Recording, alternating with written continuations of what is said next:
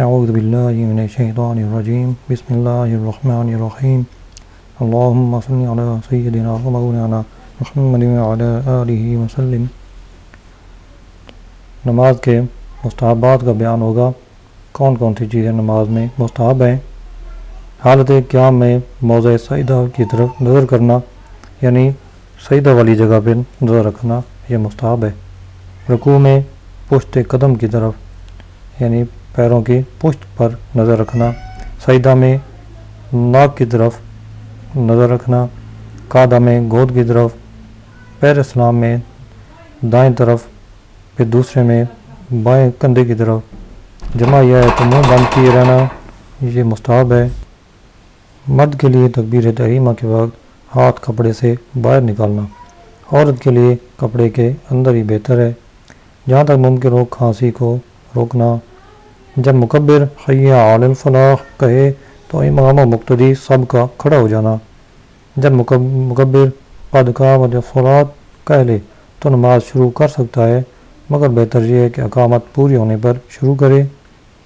دونوں پنجوں کے درمیان قیام میں 4 انگل کا فاصلہ ہونا مستحب ہے۔ مقتدی کو امام کے ساتھ شروع کرنا، سجدہ زمین پر بلا حائل ہونا، یعنی زمین پر سجدہ کرنا کہ پیشانی اور زمین کے درمیان کوئی چیز بھی نہ آئے، یہ مستحب ہے۔ اس کے بعد نماز کے بعد کے ذکر اور دعا کا بیان کرتے ہیں۔ نماز کے بعد جو اذکار طویلہ احادیث میں وارد ہیں وہ ظہر و مغرب اور عشاء میں سنتوں کے بعد پڑھے جائیں۔ قبل سنت مختصر دعا پر قناعت چاہیے، ورنہ سنتوں کا ثواب کم ہو جائے گا۔ احادیث میں کسی دعا کی نسبت جو تعداد وارد ہے اس سے زیادہ یا کم نہ کرے کہ جو فضائل اور اذکار کے لیے ہیں وہ اسی عدد کے ساتھ مخصوص ہیں۔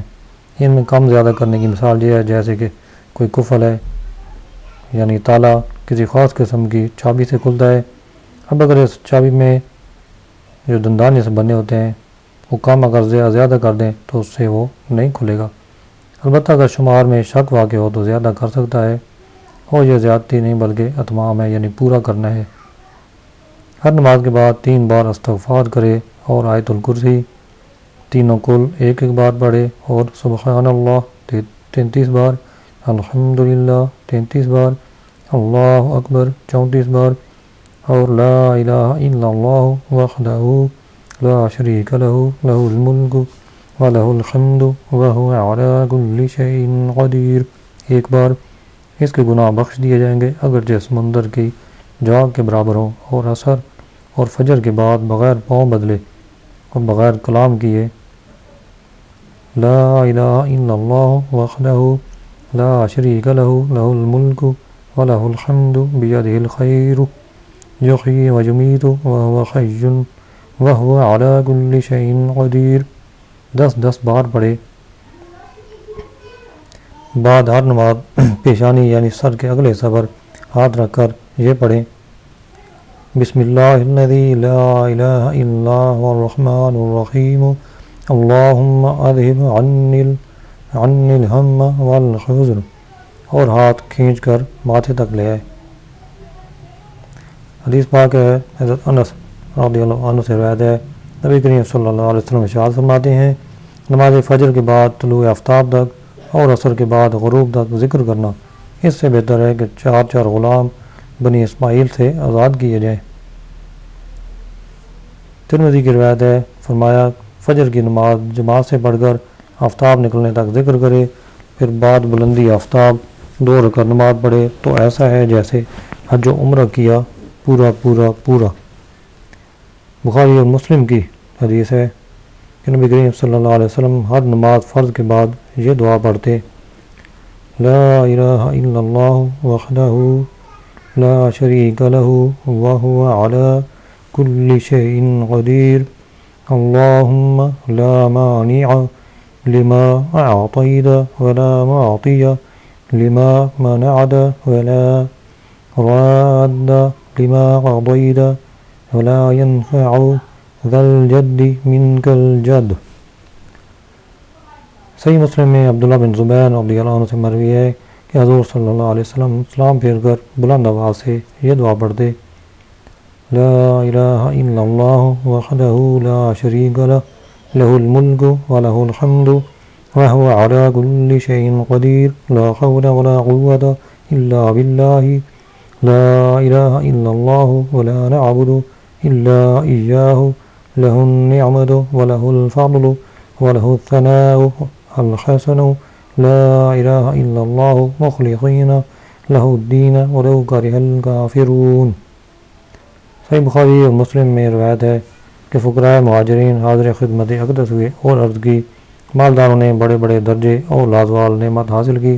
ارشاد فرمایا کہ کیا سبب ہے؟ لوگوں نے عرض کی: جیسے ہم نماز پڑھتے ہیں وہ بھی پڑھتے ہیں، جیسے ہم روزے رکھتے ہیں وہ بھی رکھتے ہیں، اور وہ صدقہ کرتے ہیں ہم نہیں کر سکتے، اور غلام آزاد کرتے ہیں ہم نہیں کر سکتے۔ ارشاد فرمایا: کیا تمہیں ایسی بات نہ سکھا دوں جس سے ان لوگوں کو پالو جو تم سے آگے بڑھ گئے، اور بعد والوں پر سبقت لے جاؤ، اور تم سے کوئی افضل نہ ہو مگر وہ جو تمہاری طرح کرے۔ لوگوں نے عرض کی: ہاں یا رسول اللہ صلی اللہ علیہ وسلم۔ ارشاد فرمایا کہ ہر نماز کے بعد 33 بار سبحان اللہ، اللہ اکبر، الحمدللہ کہہ لیا کرو۔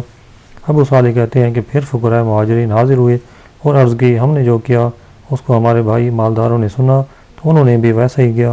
ارشاد فرمایا: یہ اللہ کا فضل ہے، جسے چاہتا ہے دیتا ہے۔ صحیح مسلم میں کعب بن عجرہ رضی اللہ عنہ سے مروی ہے کہ نبی کریم صلی اللہ علیہ وسلم کا ارشاد ہے: کچھ اذکار نماز کے بعد کے ہیں جن کا کہنے والا نامراد نہیں رہتا۔ ہر فرض نماز کے بعد سبحان اللہ 33 بار، الحمدللہ 33 بار، اللہ اکبر 34 بار۔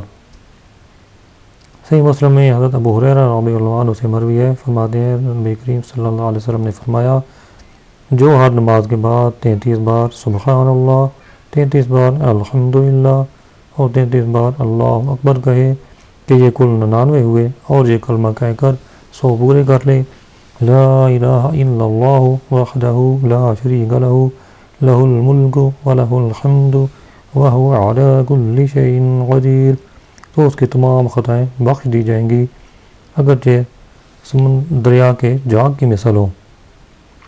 حضرت علی رضی اللہ عنہ فرماتے ہیں: میں نے رسول اللہ صلی اللہ علیہ وسلم کو اسی منبر پر فرماتے سنا: جو ہر نماز کے بعد آیت الکرسی پڑھ لے اسے جنت میں داخل ہونے سے کوئی چیز مانے نہیں سوائے موت کے، یعنی مرتے ہی جنت میں چلا جائے۔ اور لیٹتے وقت جو اسے پڑھے اللہ تعالیٰ اس کے اور اس کے پڑوسی کے گھر کو اور آس پاس کے گھر والوں کو شیطان اور چور سے امن دے گا۔